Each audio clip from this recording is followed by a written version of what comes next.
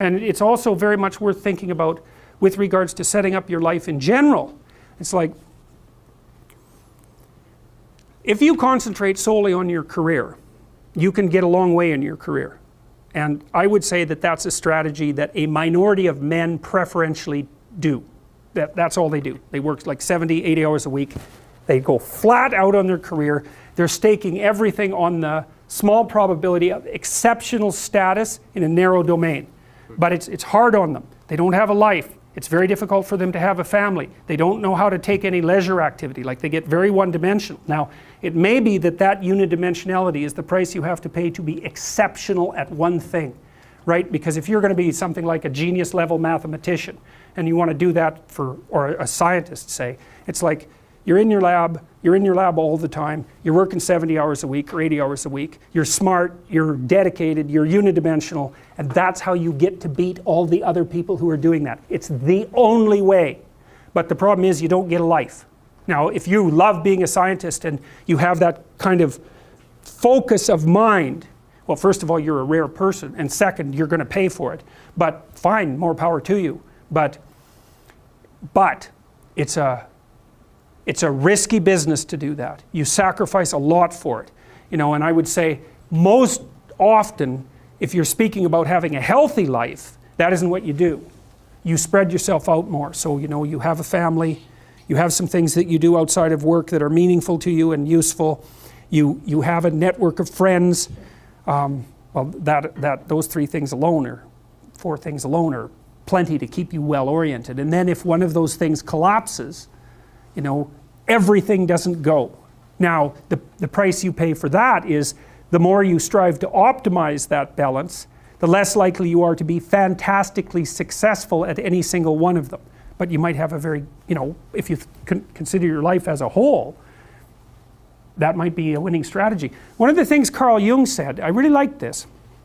He thought that men went after perfection and women went after wholeness. So they're different value, they're different, there's something different at the top of the value hierarchy.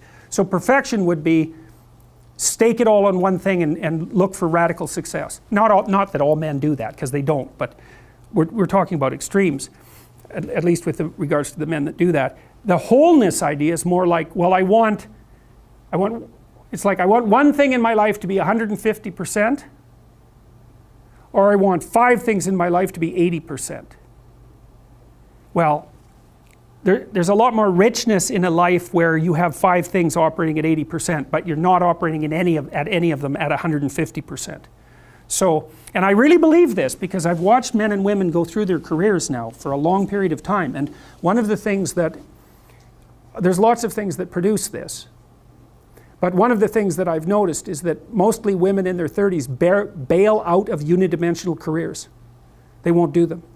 They won't put in the 80 hours a week that they would have to put in order to dominate that particular area. And it isn't, the reason that they won't do it is because they decide it's not worth it. And no wonder, because why would that be worth it? You have to ask yourself that. It's like, well, you want to be an outstanding scientist. It's like, okay, really, that's what you want, because that means that's what you do. Because you're competing with other people, you know, they're smart, they're hardworking, and if you want to be at the top, you have to be smarter and work harder than any of them. And working hard means working long hours. I mean, it also means working diligently, but in the final analysis, it's also an additive issue.